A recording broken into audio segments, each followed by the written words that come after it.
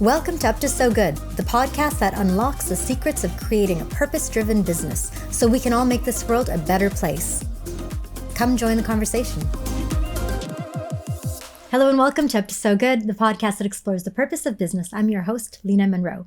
Today's guest is a very inspiring and lovely person and also a very good friend of mine. Her name is Madeleine Shaw, and she calls herself a serial social entrepreneur. She is the author of a book called The Greater Good, and it's all about social entrepreneurship.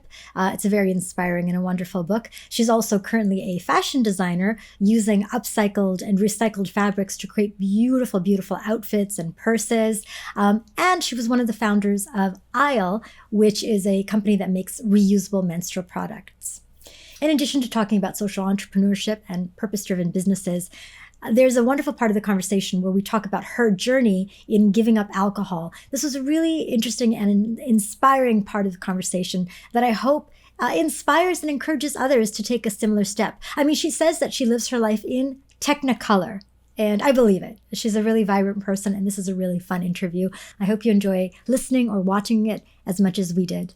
Thanks. Hello and welcome to Up to So Good, the podcast that explores the purpose of business. I'm your host, Lena Monroe. On today's show, we have a wonderful, very much a favorite person of mine, actually. Yes, Madeleine Shaw, you are. This is Madeleine Shaw. I gave away her name. You are a favorite person of mine. You are a woman of many, many, many talents, a founder of a social enterprise, an author, a fashion designer. I mean, those are just kind of the things that I know, but I feel like there's even more. There's a lot more.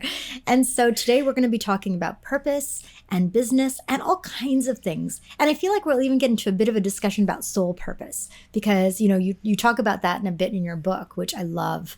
And we're going to talk about also some things that have to do with, that have been positive experiences that you're going through and you've gone through. I want to delve into that. I feel like we're going to be talking about a lot of things on this episode. So where do we start?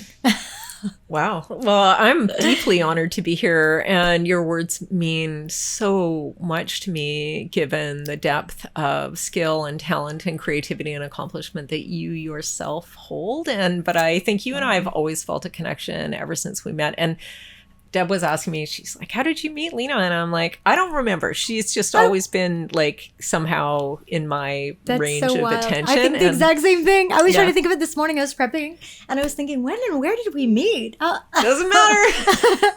Could have been way longer than we could ever, you know what I mean? Yeah. Maybe it was a past life. Maybe. I don't know. Did we get together one day here? Were we singing? We were singing. Yeah, we were singing in here. We were the only two people in this whole beautiful, massive space.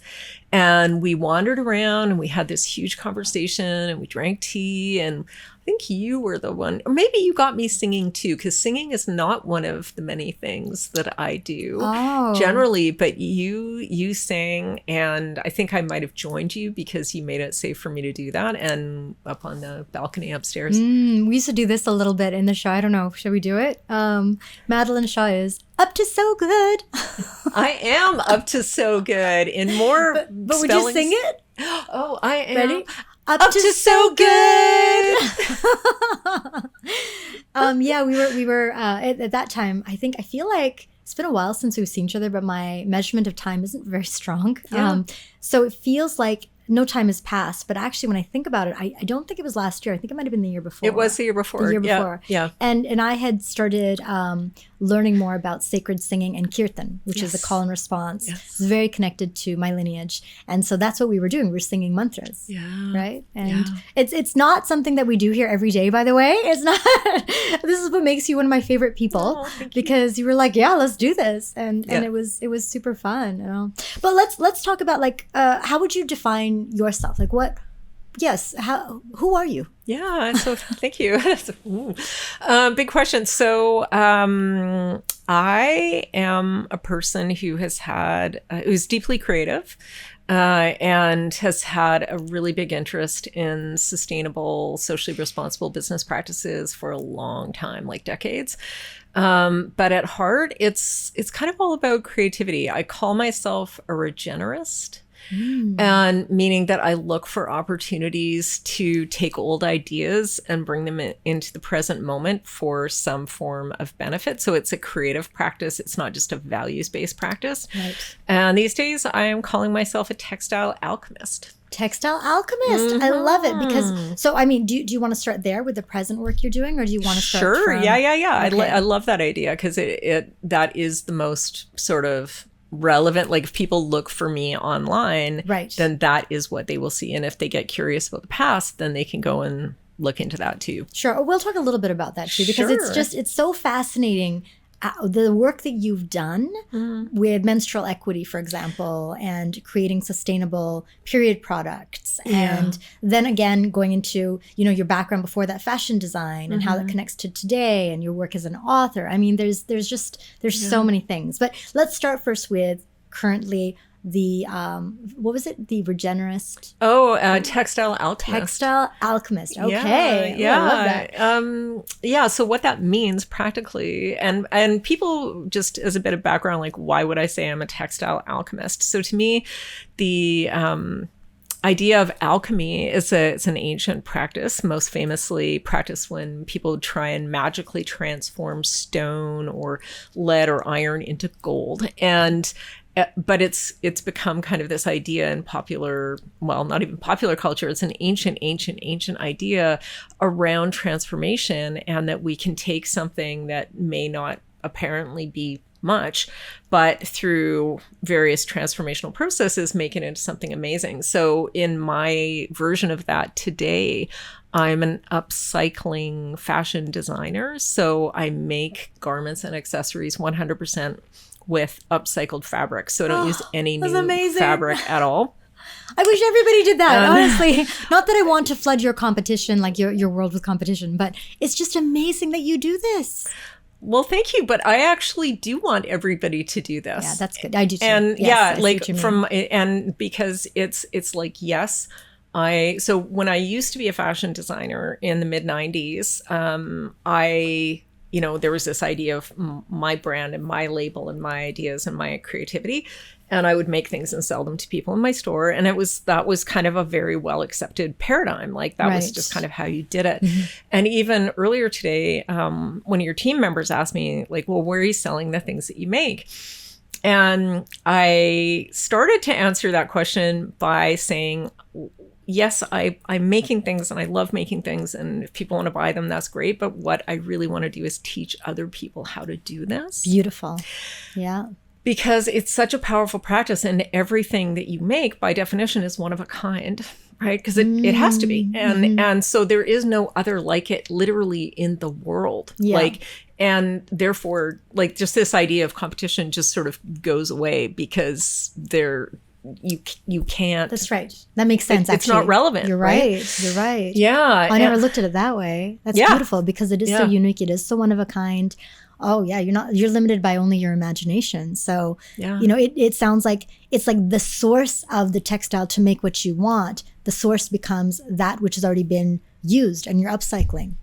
And that's tremendous. Yeah, it is tremendous. And the more I kind of deeply I get into it, I really, like, my entire design rationale changed. So when I, in the before times in the 90s, I'd say I have an idea for a dress and I'm going to find, a certain kind of fabric and I'm going to cut it a certain way and then it's going to look a certain way and whatever. And now my design rationale, I call it a whole animal approach.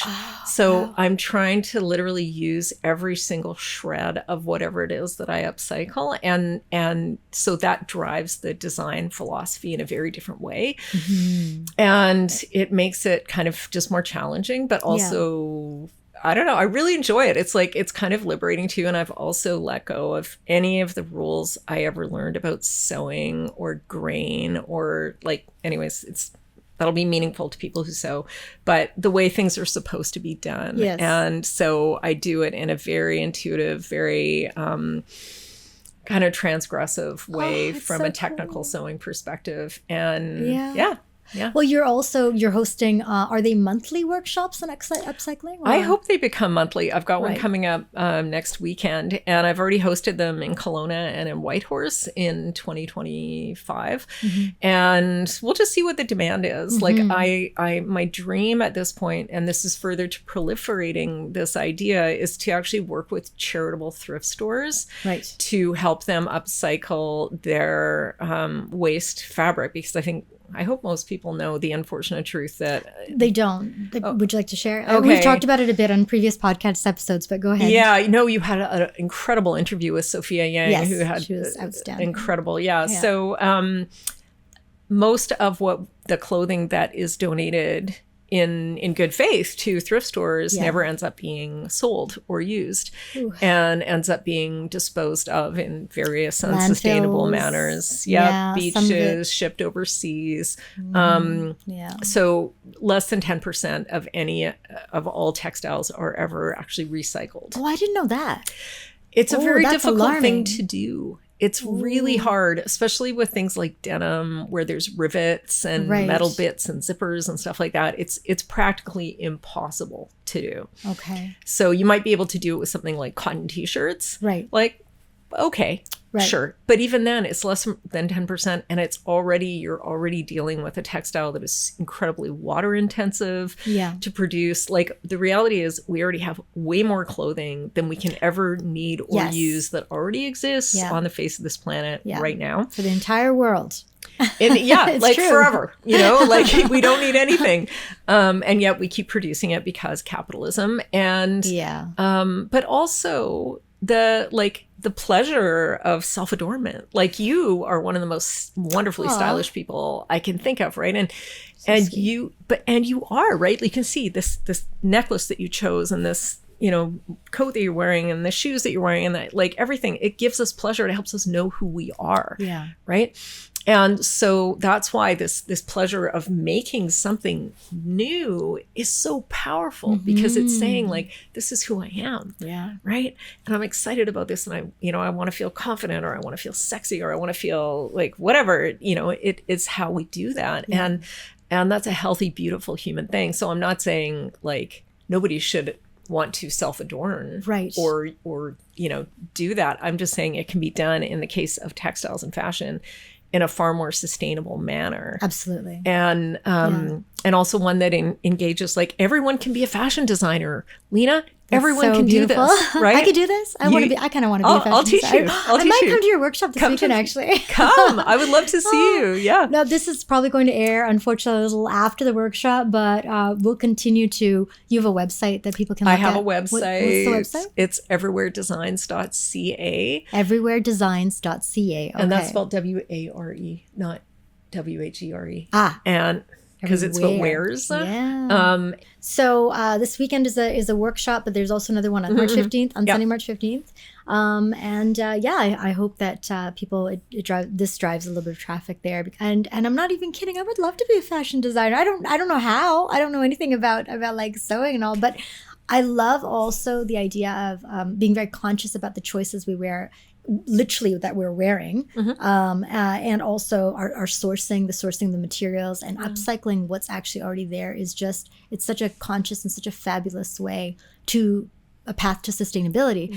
Ever since we started this podcast, I will say, like, for me, talking to social entrepreneurs has changed personally my own mindset. So thank you. Like that. Yes, I do like to, I guess dress, I'm not wild about it. I don't know anything about fashion, really. I don't know anything about like couture or anything like that. But now I will say I buy far less. And when I do, I'm very mindful about, what is it made of? How is it sourced? And so I've discovered over the last, I guess we've been now going on for about a year, but the last few years, how much that means personally to me. Yeah. And I feel like it's life-changing. Like, I no longer look at clothing and fashion the same way at all. Once you discover the harm that fast fashion especially, but fashion in general, causes the environment, the people, and the planet, you can't unknow what you know. Yeah, it's true. It's really true. And I would add, as an added incentive to get you to come to the workshop, is that there is no better feeling than going to a party or walking down the street and somebody saying, "Where did you get that?"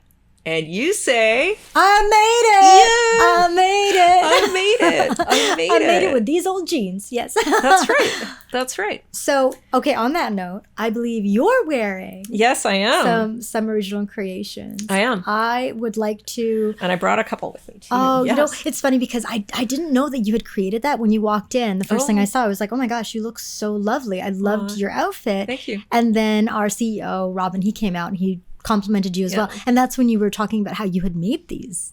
Which is just, wow. Yeah. So I guess for those who are listening, you're not going to be able to catch the beautiful outfit. I can describe it though. We're going to describe it. And for those who are watching on YouTube, you can catch it. And if you're listening and you want to catch what she looks like, join the YouTube channel. Just come and join us and you can see this. Okay. Yeah. Do you want to describe it for us? Yeah, absolutely. So I'm wearing a jacket, like a blazer style traditional business cut jacket that's made out of 100% upcycled denim, as well as a bit of vintage fabric. So ooh, that's nice.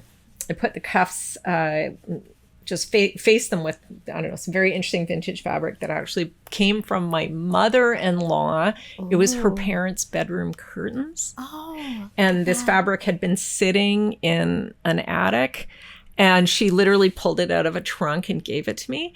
And yeah, it's from the 1950s. That's so cool. I know, right? And this is another aspect. It's like, yes, there's sustainability. Yes, there's the ability to, express yourself in really creatively and really individually with upcycling. But there's also the stories that are in the garments and the textiles that we're working with. Yeah. And to me, like the fact that this bit of fabric, these cuffs came from where they came from, that has this familial attachment. And just imagining my mother-in-law's parents sitting in their bedroom, hanging out and whatever in the 1950s, I'm like, that is so cool, right? And so, yeah, it's a beautifully made jacket that I love the disruption also of like taking a fabric that's traditionally associated with work, what's more blue collar than denim? Yeah. And making it into a really stylish fitted, like super fitted at the back. It's very fitted. Very attractive, professional looking jacket. And I'm also wearing a skirt that is also made of 100% upcycled denim. And then I put this little bit of vintage linen ruffle around the bottom because that is my second favorite fabric to work with. And so just, again, this duality of like the kind of more masculine workman-like fabric and then taking this kind of feminine thing there. So that's what I'm wearing. But I also brought with me a couple of other things. Where did the linen come from? Vintage linen? A friend of my mom's. Oh, okay. Yeah. Nice. So my mom is 90 and she's amazing. And her friends now, I've discovered this whole rich vein of vintage linen thanks to mostly elderly ladies who have been holding on to familial linens for generations, like tablecloths and table runners and napkins and all these beautiful things that today are no longer really used. Right. When's the last time you used a tablecloth? True. Most people don't. But tablecloths are some of the finest linen that you look what I Oh, wow. Okay. Okay, so this is what happens to tablecloths if you leave them with me. So I'm holding up a blouse, a one-of-a-kind tunic blouse. That's lovely. And you can see it. It's very simple, and that was made out of an old tablecloth. And so again, back to this whole animal approach, like the sleeves, I've preserved the original corners of the tablecloths. So that has determined like how this is cut. The hem is the original hem of the tablecloth. You can see I've repaired it here a little bit because it was torn because these, they're not new. And I love when you can see, like, you have a garment that tells the story, not just of what it is now, but what it was. Yeah. And kind of, so there's very, like, from a sewing point of view, this is very easy to make. It doesn't look like it, but it totally is. And so that's another huge focus for me is the linen, because it's just such good quality fabric. Like, they literally don't make linen the textile isn't processed the way it used to be. It's on different equipment that was designed for cotton, and people, everything's got to be faster and cheaper and la la la la. Yeah. And so I'm working in some cases with tablecloths and things that are like, I don't know, decades, hundreds of years old. Because it's such high quality, it's not actually fragile. Like, it's tough as all get out, and it's amazing to work with. Yeah. So for those who are listening, again, if you log on to YouTube, you'll be able to see some of these creations. But what Madeleine has shown is this lovely cream colored tunic, and the design is so intricate and so beautiful. The actual quality, this is something that I feel like might retail in the hundreds. Like you're not going to find something like this because of the quality of the linen. Mm-hmm. This is not something that is easily found. So, Oh, wow. Yeah. Yeah. What else do you have? I have one more thing, and this is really important because this is what sort of precipitated this whole story. Is like, okay, so the timeline for people. So I had my store called Everywhere Designs, and sort of 95 to 98, 99. Met my business partner Suzanne in 1999, and we decided together to develop a line of reusable menstrual products called Lunapads. That I had created but not really done much with. And because I was, had all these other things, and she was like, hey, I really want to work with you to, take this somewhere. So anyways, long story, she and I end up working together for 25 years. Wow. We, established this whole category of reusable menstrual products and kind of get it to a level where people are like, they know, period underwear, they know what that is, menstrual cups. People are literate and interested. Like, we broke down a ton of stigma. We got the attention of governments all over the world to participate in menstrual equity issues. Like, we literally changed the conversation and laid the groundwork for an entire, what is now a $1 billion industry worldwide. So thank you very much. Awesome. So that happened. And then we sold the company in 2023. And I'm still do this. I still work for SFU's Charles Chang Center, and I mentor student entrepreneurs, and I work for a social venture consultancy called Purple, and that's really helpful. But in 2025, like, things started to shift for me. And so the biggest thing that happened was that my dad passed away really suddenly in March of 2025. And at that point, I wasn't doing any of this upcycling. Really, like, I still had, I could make anything, I could sew anything. And I knew that, but I didn't really have the space to do it. Anyways, my dad died. And I felt weirdly, like, I just had this weird vision of taking his neckties and making them into a skirt to honor him. Oh, so I did that. Sweet. Oh my goodness. And so I made this skirt out of, so it's just a skirt made out of neckties, literally.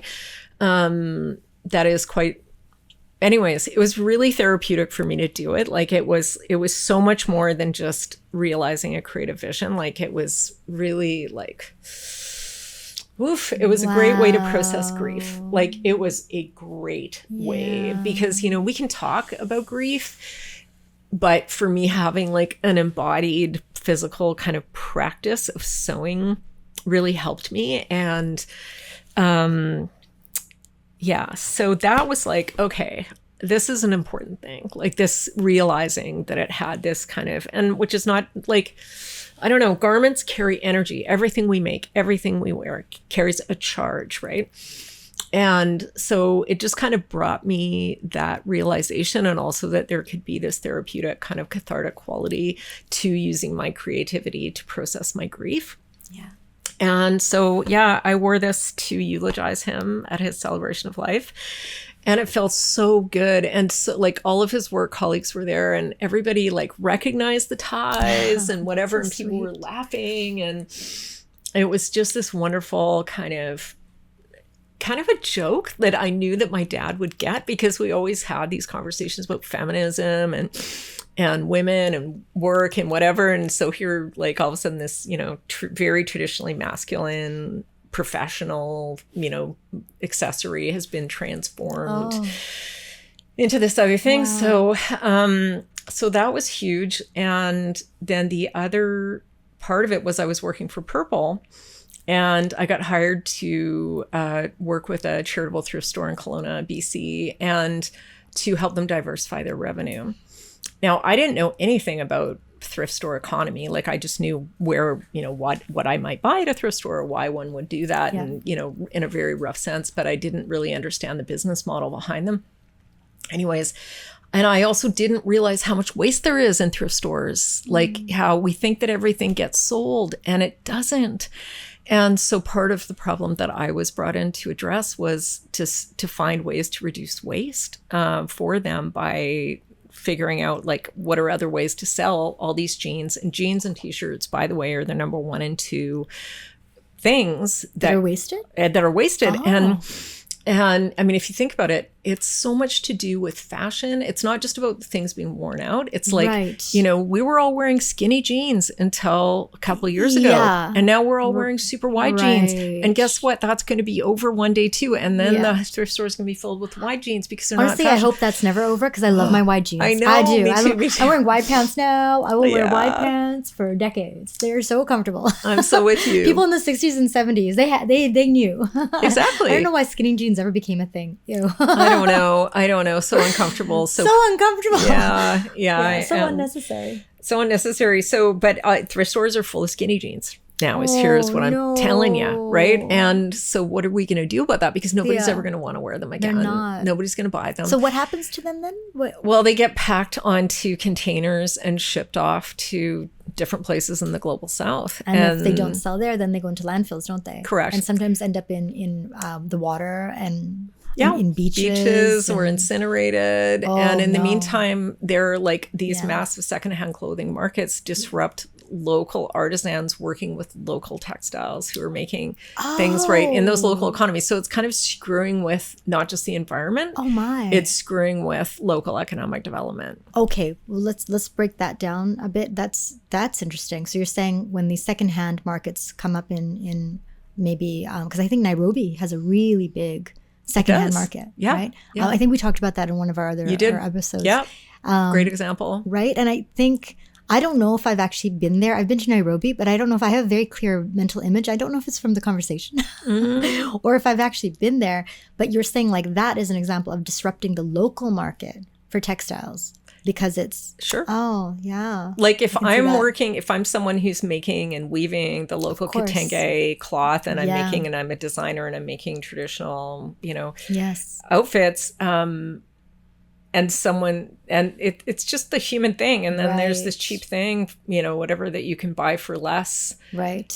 That has a Gap label in it or something that is somehow perceived to be, interesting or valuable. And it's like, so it kind of undermines that. So it's this fashion is a multi-headed monster that shows up in a lot of different places. Yeah. And so meanwhile, back in Kelowna, I go to this amazing secondhand store. They tell me about all the waste that's happening. And I see that they have this beautiful kind of sewing room that one of their volunteers has set up. And I'm like, well, why don't we upcycle this stuff instead of throwing it away and teach people how to do it. And so today they offer a series of workshops that I helped create that upcycle the denim. And they've got their own label called Re-Up, which is super cool. And so they've got a little corner of the boutique now that is the upcycled things that they are making. And I just like everything about it makes sense to me. And what kinds of things are they making? They're making bags and placemats. They're making like the coasters, like you've got there. I want to share with you the coasters. Yeah. Is this where that came from? Did they make No, that? I made those here. As a gift to all purpose, lovely Madeleine brought us some coasters, and those who are watching can see them. For those who are not, watch the show. No, for those who can't, those who are listening, they're just lovely, very unique pieces of denim that are sewn together as coasters, but they're very durable. And are these like one piece or are there several pieces? There's 4 in there. Yeah, it's a set of 4. You can take it out. And so again, each one is one of a kind. But is each one from one piece of cloth or did you put together several pieces to make one? I put together a whole, you can see there, each one's like a mosaic kind of thing. Yes, each one is a mosaic. You can see like this was a belt loop, this little bit here, or rather a fly. Okay. at your waist. These are belt loops. These are lovely. They're such beautiful textures. They're fun. And yeah, so they're the smallest little bits of denim. And so this goes back to what I was talking about with the whole animal approach, where it's like, I want to use, or the seams, the hems, because they're quite thick and tough. Where in trying to think about that, it's like, okay, how could that be helpful and useful? It's like, well, if you're putting down a hot cup of coffee on a wooden table, then that's helpful. And so, that started, anyways, there's a related product that are placemats, and bags, and so you can make a lot of different things. That's amazing. So you're not as fancy as like what I'm wearing, but you can definitely do some really cool basic things that at least it gets you in the groove and you learn how. And then from there you can just... Limited only by our imagination. Correct. Isn't it? Wow. Okay. One of the other things that you do back in 2021, I believe, you published... I did. You published a book called The Greater Good. By Madeleine Shaw. And this book is about social entrepreneurship. It says here, social entrepreneurship for everyday people who want to change the world. I'm not finished the book. I'm about a third of the way in, and I love it.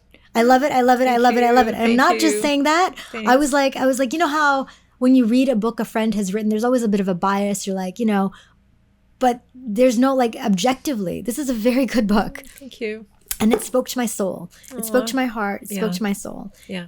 I mean, I don't think you're surprised by that. I think when you're writing, you're probably, you're speaking to like-minded souls out there, right?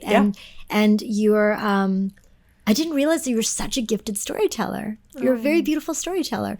So I know that this book, people can get it online. They can download it via e-reader. I bought it. I found a copy on Amazon. Amazing. Perfect. That's great. And I did see there were a few. So, good. Right? Good. I highly recommend to anyone who is even just sort of toe dipping on what social entrepreneurship is, and building a business with that melds profit and purpose together. But what I love is also just going deeper into things like asking about what is your why, and you're really helping people open up and expand. And you ask a lot of questions at the end of chapters. But let me just go into one of the things that you talk about. Okay, so chapter 2 actually is the soul traits of social entrepreneurs. So tell me what your experiences have, what you've gathered are those soul traits of the social entrepreneurs. I mean, you listed out very, very well in the book, but I kind of just want to talk to you a little bit about that. Yeah, I mean, basically the whole idea is that most ventures created by social entrepreneurs stem from a deeply personal experience. Like, they weren't just sitting back going, how can I make money in this economy? And they were like, they often had just it's their story, right? Something happened. And that gave them the idea, but that also gave them the resilience and the tenacity to really go for it. And sometimes those things are hard, right? And so there's a particular soulmate or soul trait I call the lemonade makers, I think, where like a friend of mine who I happened to be speaking to this morning called Mary Letson, she went through a terrible bout with breast cancer a few years ago, and she fortunately survived, but learned in the process that it was really the little things that made like care that was provided for her, that she was able to access, that was external to just the standard medical system. And so she lives on an island off the coast here. And so she set up a charity and with an annual swimming event to raise money for people on the island who are going through treatment for cancer, to provide those extra little acts of care and ease to help their healing and hopefully survival. And she's built that into this incredible event that gathers the community and raises, tens of thousands of dollars and is really making a difference. But it all came from something really terrible that happened to her, right? And I've seen another person I talk about is Nadia Hamilton, who's a woman from Toronto and who grew up with her elder brother as a man with really pretty severe autism. And so she basically grew up as being a caregiver to him and seeing as much as possible through his eyes things like how the world was not as accessible as it could be for him. And so she like literally would draw pictures for him to help him remember like how to brush his teeth or how to get on the bus or how to, just do really basic things to care for himself and navigate his life and navigate the world. And then she was a computer science student and ended up making that into an incredible app called Magnus Mode that now works with airports and transit systems to help folks on the spectrum navigate the world. So beautiful. Yeah, so it's those are the types of stories that are the most like where when I say soul, it's like literally embedded in someone's kind of story and soul and it's an expression of who they are and their values. So beautiful. Yeah. I loved one. Well, they're amazing. I've got a list of them here. The creativity, the lemonade maker, the one who, I'm not wearing my reading glasses, so give me a second.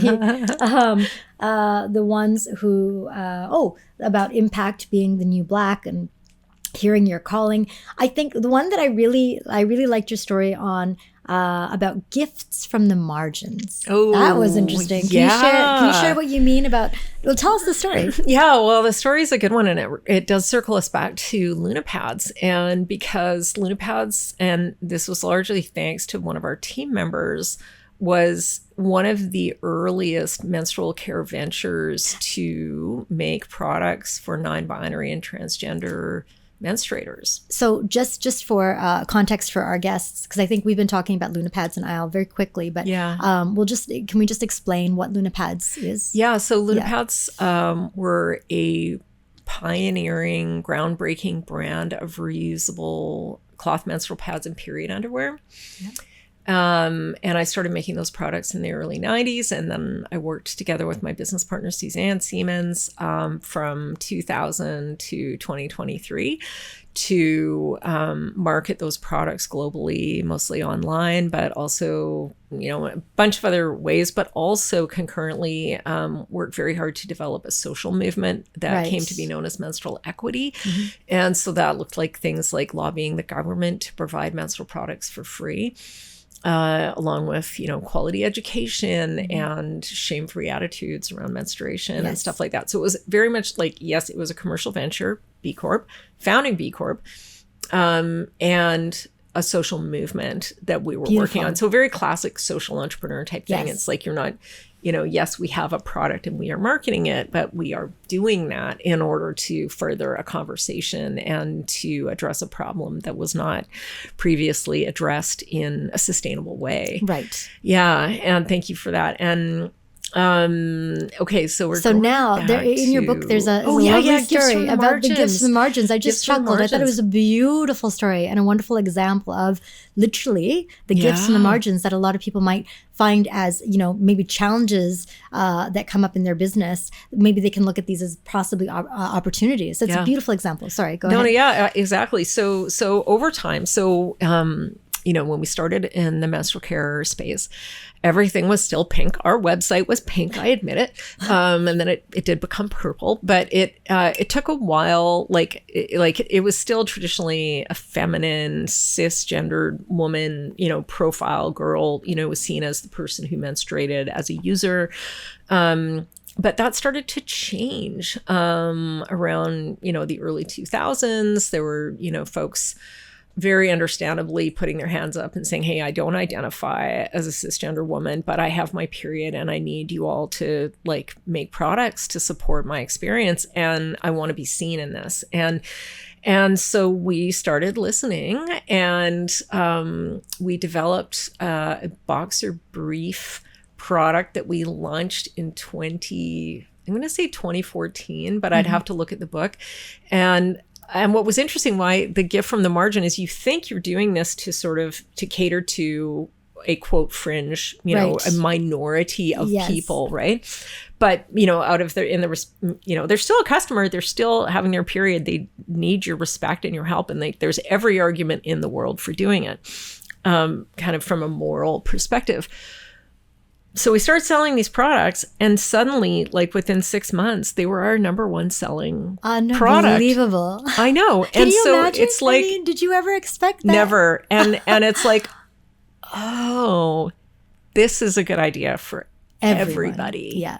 Yeah. But we never would have had that insight. They're my favorite. I have the brief Oh, boxer briefs. yay, Yeah. yay, yay, I bought them. yay. They're so comfortable. They're so wonderful. That's amazing. And yeah, so that is the gift from the margin, is that you think Amazing. it's kind of just out there and you think it's fringe and whatever, Yes. but actually, and what I say, I believe in the book, is that you think it's sort of peripheral, but actually it's ahead of you. It's coming to you. It's a voice from the future. Right. Going, innovation's this way, guys. Right. And so that's a really important perspective shift. It's a gift. It's like a voice from the future. That's right. Oh, that's yes.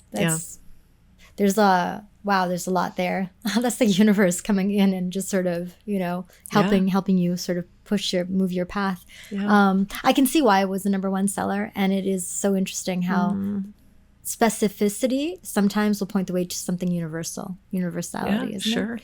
Yeah. What happens in writing often when you're writing a script or some sort of funny dialogue, you get really specific about it, but actually as specific as you go, sometimes it touches on universal themes that everybody can relate to, Yeah. We're more alike than we realize. We are. But it's the truth telling of it. It's the putting your finger on it and saying this. And then people are like, oh my God, I'm not the only one who thinks that, or I'm not the only one who feels that. And then you're setting people free. Setting people free. Yeah. Is that something that's a core theme for you? Do you want to set people free? I do. Yeah. Yeah. And why is that? I just think we accept too many constraints around like what even is reality, or what is an acceptable way to be. Like that's part of what makes these times really exciting. To go back to the disruption of the gender binary idea, like that was like people believed that for so long and accepted that for so long, and it's like, why? It's like, and just black and white thinking about anything is so misguided and limiting. And I think it's like, even that's what part of the pleasure of upcycling for me is, like, if you look at something and you go, well, those are neckties, they must always be neckties, and it's like, no, they don't. That's a tablecloth. It must always be. No, it doesn't. It can be something else. And it's this sense of possibility and transformation that to me is liberating.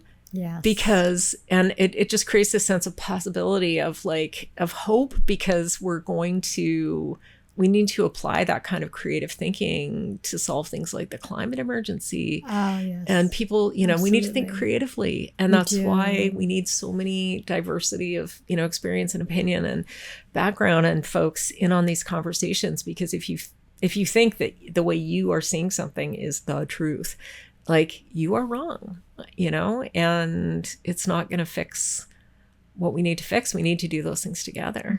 And And how satisfying is it for you that you've been on this journey, a journey of purpose, creativity?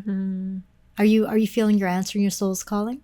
Yeah, I mean, I feel blessed, and I absolutely, and there's a huge amount of freedom to it, but also I've worked really, really, really hard. But I always knew, like, even when I was a kid, I don't know, I just had this feeling like a lot of anxiety, to be honest, around not fitting in, like just feeling like I was somehow not conforming to things that were expected of me. And for whatever reasons, even when I was really young, like I got kicked out of brownies, like things like that. Yeah. You'd be quite a rebel to be kicked out of brownies. I know. It's like, how bad do you have to be when you're like 9 getting kicked out of brownies? But it happened. And I just hated it. And I hated the uniform, and I hated the rules, and I hated and I was just responding in this very visceral way to something that I felt was oppressive to me. And that has persisted through my whole life. But my answer to it is creativity and leadership and just trying new things, like just keep going. And I don't know, it's just always, leadership has definitely always been a calling for me. Yeah. Wow. Yeah. I think we may have covered this a little bit, but how would you define success? And by the way, to preface this, Madeleine is very successable. She's very successful. She's killed it. I don't know. So how would you define it? Yeah, I feel like I have succeeded to the extent that I've expressed my gifts well. They may not have always been met with commercial success, or, you know, which is how most people look at business and success. Like, that's the sort of number one metric, right? Even in the social impact space, they still want to know, you know, what your sales are and, you know, et cetera. And you know, that's fine because it's a way of looking at that. But knowing that, especially Suzanne and I, like, I think inspired a lot of other people to become entrepreneurs in the social impact space, and as women, and also because we had such different backgrounds. Like, she was trained as a, you know, traditional accountant, business, you know, metrics, top line, and shareholder growth, whatever stuff, and deviated from that. Right? Like, she, you know, had a huge career going before she met me, but was very unhappy because it wasn't in line with her values. It wasn't feeding her. Yeah, I was going to say it wasn't feeding her soul as well, probably. Correct. Right? I mean, both. You are so right. Yeah. And then you had me on the other side, who was this kind of kooky artist, social change person trying to sell people products that people thought were weird and gross and whatever, but that meant a lot to me. But had no traditional business training at all.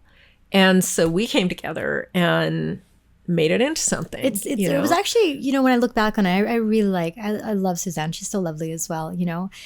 You two are just such a wonderful pairing. It seems like you really hit a beautiful place of complementary skills to make your business so successful. And it became that.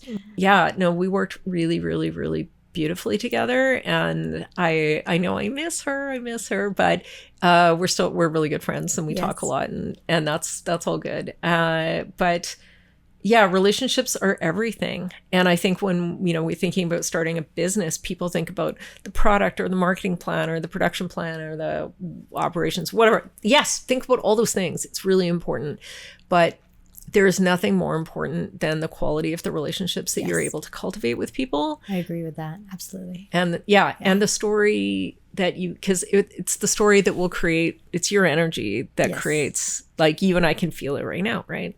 And we're doing it. And it's why we're here in this room and in this moment. And people can feel that. They can feel that authenticity, and they can feel that sense of an emotional connection to what you're doing, because you are sharing, you're putting it out there. You're being vulnerable, right? You're saying, you know, I grew up with my brother who's severely autistic, or I, you know, went through this thing, or and that you're sharing part of yourself, and that's what people are drawn to connect with, and that's what motivates them to help you or connect with you, or, you know, whatever that is, or just repeat your story to someone else. Like, even my cousin wrote to me last night, and she was wearing one of the skirts I made, and she said, I went to this meeting and everybody in the room was like, where did you get that skirt? And then I told them the story about how it's upcycled denim and how you made it, and everybody was like, oh my God, and that's so interesting and beautiful, and like it touches people. And then they got into this huge conversation about sustainability that has nothing to do with me,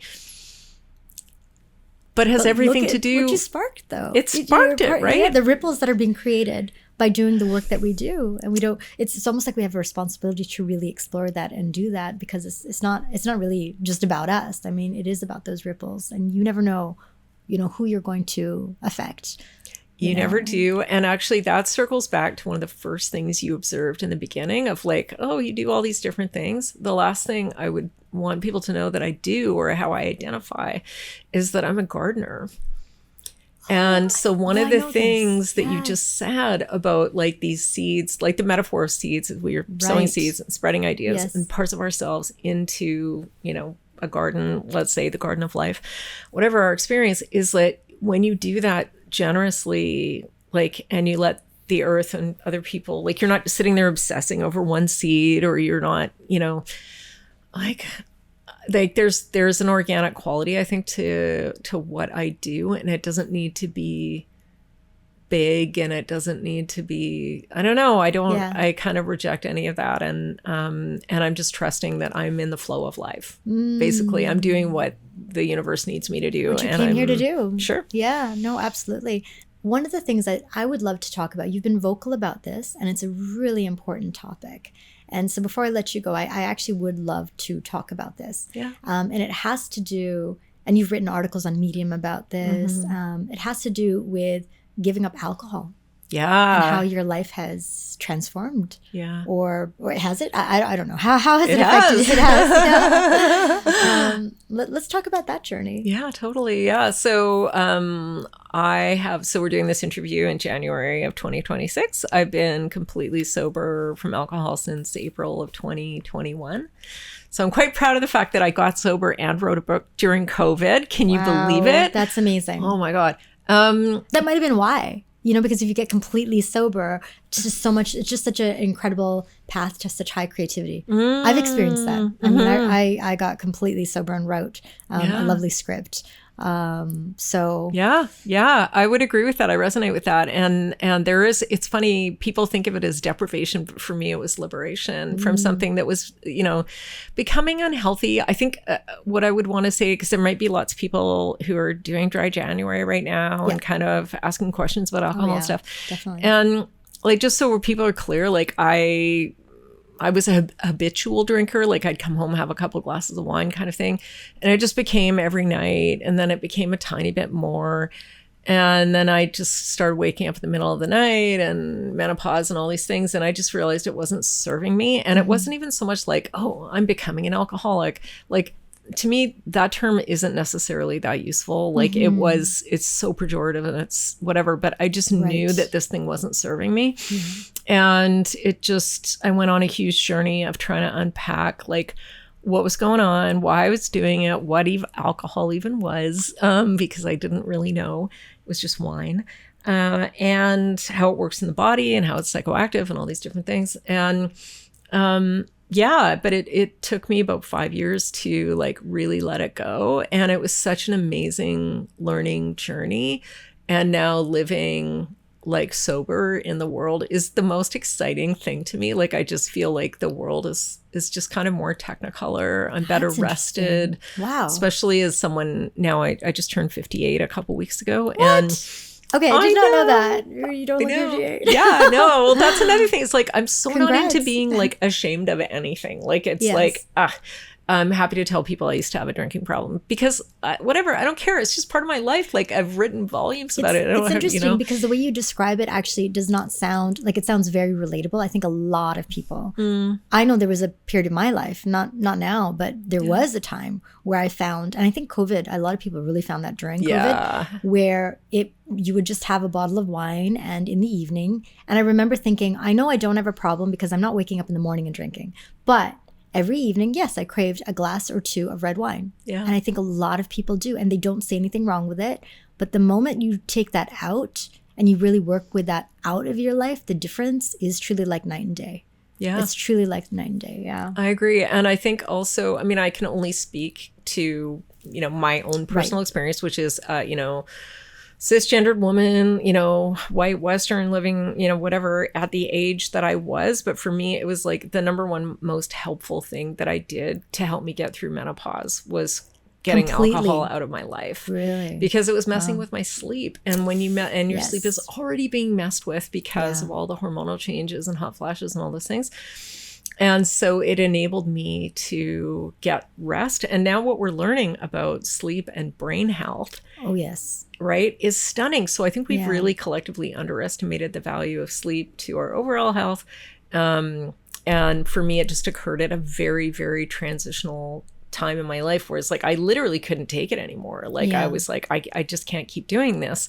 But I realized that it was kind of degrading my overall quality of life by about 10 to 20% every day. Like I wasn't as awake as I could be, or I was a bit more irritable than I needed to be, or I would just kind of just have a bit more of a negative slant on things, I think. And it's because of this like persistent low grade hangover that I was carrying. Yes. Because you are drinking, not a huge quantity. Like people get obsessed about quantity. And it's like, okay, sure. If you're drinking a huge bottle of vodka every day, obviously there's a problem. But if somebody's like, well, I just have a couple glasses of wine, it's like, depending on the age that you are and your gender and, other mental health stuff you may have going on, other, genetic stuff you may have going on, like that can actually really be quite harmful.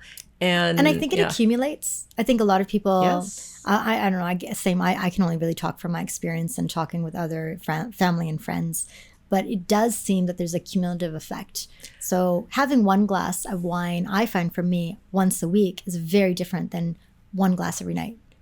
Even if it's just a small glass. But they've also changed the Canada health guidelines around alcohol. They have. Specifically for men and women. They have. And it's just, I think right now, the recommended safe, I mean, there's no real safe dose, but what is something like... So the low risk drinking guideline in Canada is no more than 2 drinks per week. Per week. Regardless of gender. Yeah. Oh, is it regardless of gender? It is regardless. Oh. Yeah. So it's not called safe. Wow. It is called low risk. Low risk, right. And that's a really important distinction. Yeah. And because they have found, like the World Health Organization and large cancer organizations globally have come to the conclusion that there literally is no safe amount to consume.